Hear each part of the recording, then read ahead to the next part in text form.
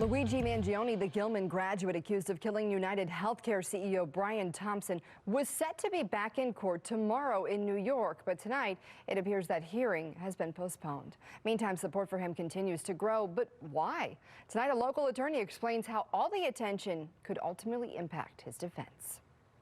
Since Luigi Mangione's arrest, the Gilman graduate has become a bit of a social media hero.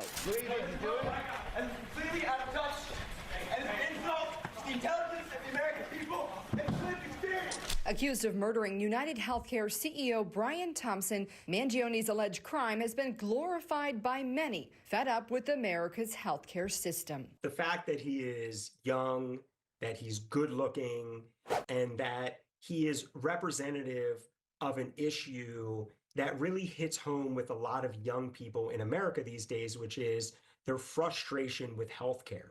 So albeit it's a murder case, he represents a larger ideal, and frankly, that is crucial to his defense. Just days ago, his attorney's launching this website with a message from Mangione saying he's overwhelmed and grateful for those who have written to him, sharing their stories and expressing support. He says mail has been flooding in from across the globe. He's also reportedly accepted almost $500,000 to support his criminal defense. The more media attention that Luigi Mangione's case gets, it's good for Luigi. Attorney Jeremy Eldridge with Eldridge Crandall, who is not associated with the case, says the support, while disturbing to many, could benefit his defense. If he can get younger jurors, people that are frustrated with the state of this country, frustrated with the healthcare system, feel as though that their needs are not met by that private industry, he could potentially walk into at least one juror of the 12 that feels as though their political sentiment is more important than his guilt or innocence. And in that respect, he only needs to win one juror over to get a mistrial and 12 to get a not guilty. Eldridge is comparing the case to that of O.J. Simpson, saying jurors could voice their frustration via the verdict. There was a lot of evidence against O.J. Simpson, we now know, but because of the police misconduct, because of the sentiment publicly about the LAPD, the jury was shrouded by that misconduct in a way that it made it more difficult for the state to present its case effectively. That same issue could happen here, depending on how that jury is selected and how it's composed. A set court appearance for Monday in Pennsylvania, where Mangione was arrested, that's been canceled to give his attorneys more time to file pretrial motions. We'll keep you updated with Mangione's legal proceedings on air and on the Fox 45 News app.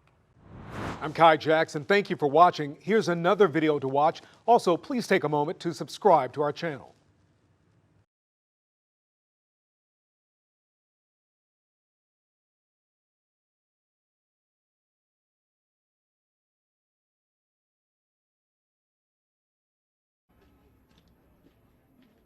Luigi, thanks everybody for being here today. My name is Karen Friedman Agnifilo, and I'm here with Jacob Kaplan and the rest of Luigi Mangione's legal team.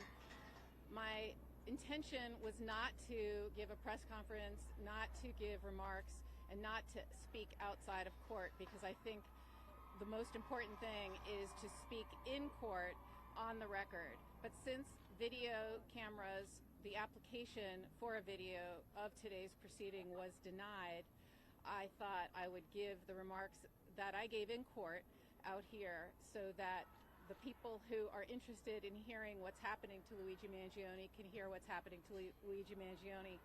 So I'm going to do my best to stick to the remarks that were given in court.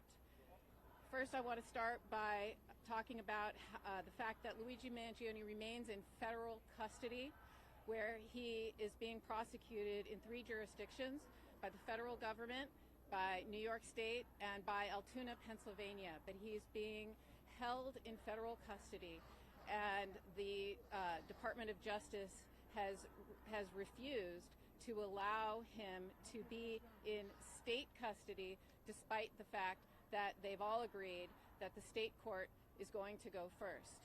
Now, this is problematic for several reasons. Number one, the federal government is still considering whether to execute Luigi and considering whether to seek the death penalty. So we are fighting that simultaneously while going first here in state court. And it impacts our ability to meet with him before court, after court. He's constantly surrounded by law enforcement He's in shackles. He was wearing a vest today, looked like I don't even know what it looked like, but a very serious vest with his legs shackled and his arms shackled. And so he's being treated differently because he's being held in federal custody than any other person who would be facing serious murder one charges in New York State court. And I made a record in court today that I don't understand what this show of danger is for. When I go visit Luigi at MDC in Brooklyn, I sit with him. He is unshackled. He walks around freely in the visiting area. We sit in a room together without law enforcement hovering over us. But for whatever reason, here, despite all the law enforcement, they need him to be wearing this vest. They need him to be shackled, and they stand right over us, and we get no time with him. So he is being treated differently because of this unusual and, frankly, just the fact that he's being prosecuted by 3 jurisdictions for one event. It all is about one thing, one single event. So we object to that. We also made a record today that although the Manhattan DA's office has been providing discovery, we're past the discovery deadline, but they have made an effort to provide discovery, and we appreciate it. But what we haven't received is the police paperwork from New York City. We haven't received any of, they call them DD5s. Those are the follow-up police reports that detectives write. I am sure there will be hundreds of them, and we have not received those yet. Very important.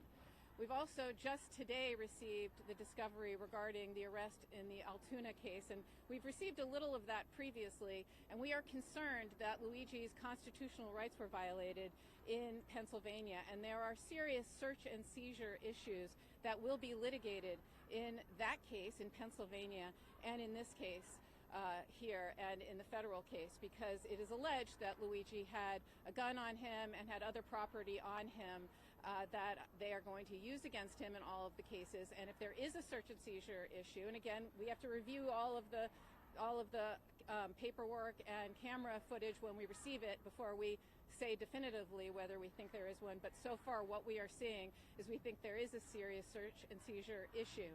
And so we want the opportunity to litigate it, including in Pennsylvania, where he was supposed to have a court date on February 24th, but the Department of Justice is refusing to transport him and allow him to face the charges in Pennsylvania.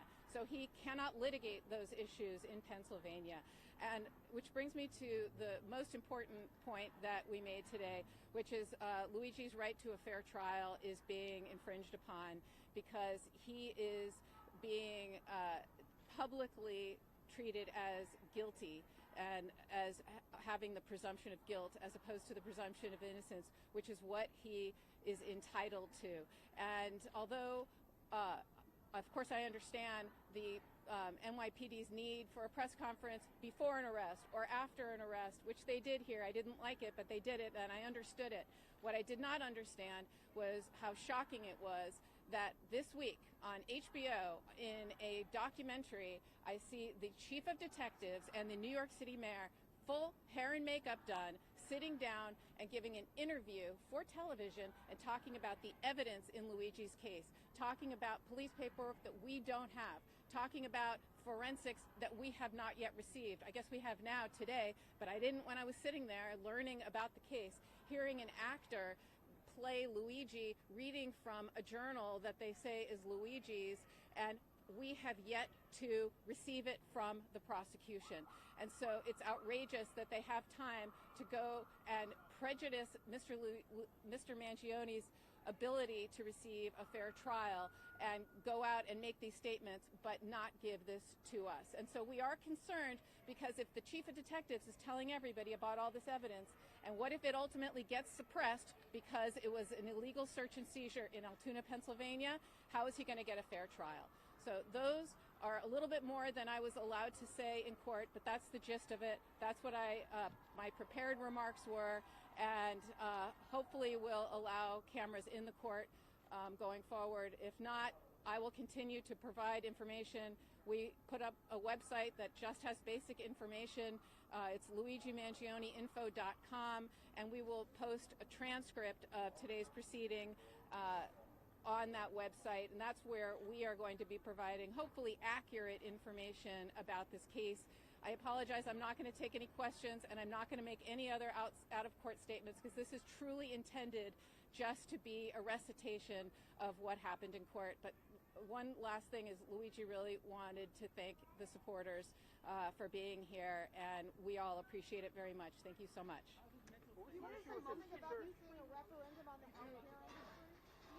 But first, accused killer and Towson native Luigi Mangione appears in court today for a status hearing in New York City. Dozens of Mangione supporters gathered outside the courthouse carrying handmade signs and chanting, "Free Luigi." Free Luigi! Free, free Luigi! Well, good evening, and thank you for staying with us. I'm Kai Jackson. The 26-year-old is accused of killing UnitedHealthcare CEO Brian Thompson in December of last year. That case started a debate over health care reform, with some supporting Mangione while others demand he be prosecuted to the fullest extent of the law. Fox 45's Jeff Abel joins us live right now with a closer look at today's hearing and the support for Mangione. Jeff? Well, supporters waited for hours in the freezing cold this morning to show support for Luigi Mangione. It was a brief court hearing, but it did provide some indication about the direction this case could be going. Healthcare is a human right! It was long before sunrise when supporters began gathering outside the courthouse to show support for Luigi Mangione, his picture now fixed on skyscrapers and rolling through New York City. The 26-year-old Marylander is accused of killing UnitedHealthcare CEO Brian Thompson. And for the first time since his arraignment, Mangione appeared in Manhattan criminal court, handcuffed and wearing a bulletproof vest. I don't understand what this show of danger is for. When I go visit Luigi at MDC in Brooklyn, I sit with him. He is unshackled. He walks around freely in the visiting area. We sit in a room together without law enforcement hovering over us. Following the short status hearing, defense attorneys pointed to problems with the case, starting at the moment of his arrest in Pennsylvania. And we are concerned that Luigi's constitutional rights were violated in Pennsylvania, and there are serious search and seizure issues that will be litigated. His defense team seemed most troubled by pretrial publicity, which they insist could jeopardize his right to a fair trial. How shocking it was that this week on HBO, in a documentary, I see the chief of detectives and the New York City mayor, full hair and makeup done, sitting down and giving an interview for television and talking about the evidence in Luigi's case, talking about police paperwork that we don't have, talking about forensics that we have not yet received. The more media attention that Luigi Mangione's case gets, it's good for Luigi. Legal analyst Jeremy Eldridge predicts Mangione could benefit by publicity in the case. There was a lot of evidence against O.J. Simpson, we now know, but because of the police misconduct, because of the sentiment publicly about the LAPD, the jury was shrouded by that misconduct in a way that it made it more difficult for the state to present its case effectively. That same issue could happen here. Mangione's next court date is slated for June. A trial date is yet to be set. We're live. Jeff Abel, Fox 45 News. I'm Mary Bubala. Thank you for watching. Here's another video for you to watch. Also take some time to subscribe to our YouTube channel.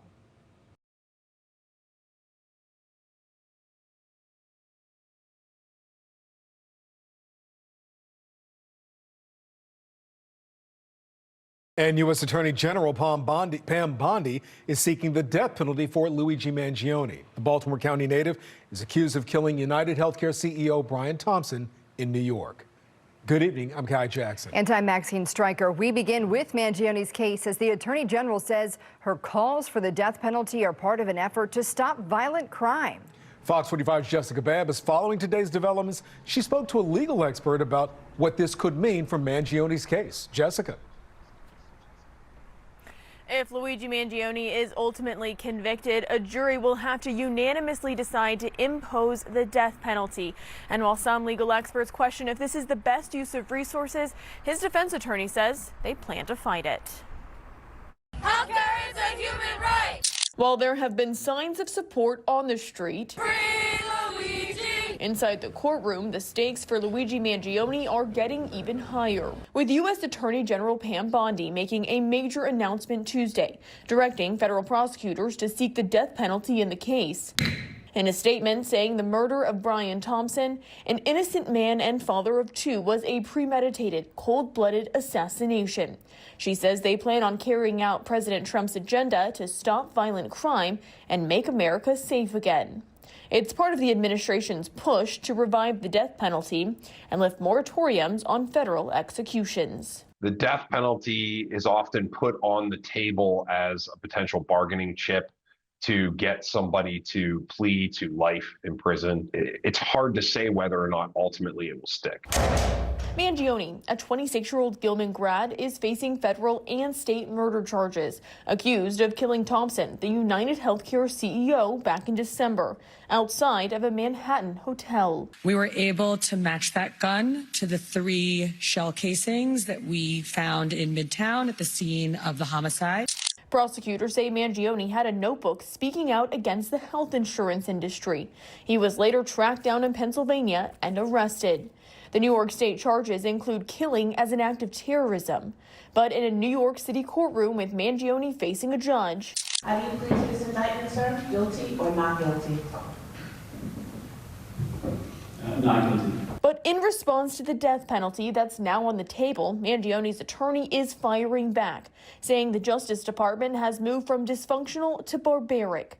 She says the decision to execute Luigi is political and goes against the recommendation of federal prosecutors, the law, and historical precedent. She says they plan to fight the charges. The death penalty as a whole requires a tremendous amount of resources on both the prosecution and defense side. And so, if you're looking at it from that perspective, certainly I don't think this is the type of case that would warrant the invocation of the death penalty. And other attorneys like Kurt Nachman agree.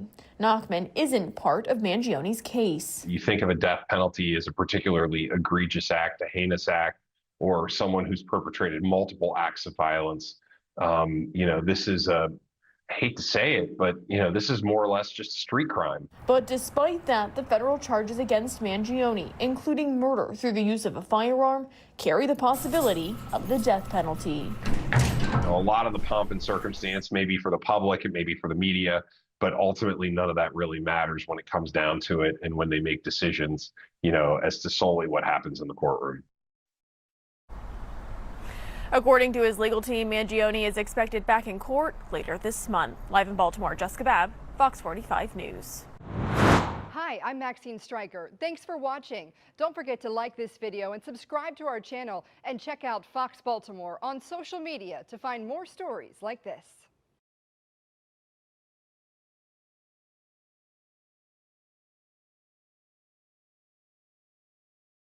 Attorney General Pam Bondi is directing federal prosecutors to seek the death penalty for Luigi Mangione. Mangione is accused of killing UnitedHealthcare CEO Brian Thompson outside a hotel in Midtown Manhattan on December 4th. The National News Desk, Jeff Harris, joins us. Jeff, one of the federal charges against Mangione makes him eligible for the death penalty. Tell us more about that, as well as how his attorney is responding tonight. So that charge is murder through the use of a firearm, Dee, which does make Mangione eligible for the death penalty if he's convicted. But his attorney calls the decision political, adding that it goes against the law and historical precedent. Angelo Petrick, a legal expert, tells us today's announcement by the Attorney General was expected. Everything they had sort of signaled so far had suggested they were going to pursue this. But he says it is true this crime is not one that necessarily would be pursued, since there are over a dozen aggravating factors considered by a jury to decide whether or not to impose the death penalty. In this case, from what we know about the facts so far, really only triggers one of those factors. In her formal statement announcing the decision, Bondi referenced that one factor, substantial planning and premeditation, writing in part, Luigi Mangione's murder of Brian Thompson, an innocent man and father of two young children, was a premeditated, cold-blooded assassination. She's sort of earmarking why they believe it's not only eligible for the death penalty, but appropriate to pursue the death penalty. Christopher Slobogan, also a legal expert, tells us even if there is a conviction on capital murder charges, there is also a sentencing hearing, and it may be difficult for the government to establish that one aggravating factor. Criminal record, or killing more than one person, or killing for money. And it's not clear that any of those types of aggravating circumstances existed in this case. Which is why he believes this is not a slam dunk case. There is a possibility that a jury will not find the death penalty is warranted here. Now, the federal judge in this case did appoint a death penalty expert to the defense in February. Mangione has pleaded not guilty to state charges, but has not yet entered a plea to federal charges. He's due back in court later this month on April 18th. Reporting for the National News Desk, I'm Jeff Harris. Today, a judge dismissed terrorism charges against Maryland native Luigi Mangione, the man accused of killing UnitedHealthcare CEO Brian Thompson. Fox 45's Jeff Abel joins us in studio now with a look into how this could impact Mangione's case moving forward. Jeff. Well, you know, today's dismissals mean that Luigi Mangione no longer faces the prospect of life without parole, at least not in the state of New York. The terrorism charges dropped! They dropped the terrorism charge!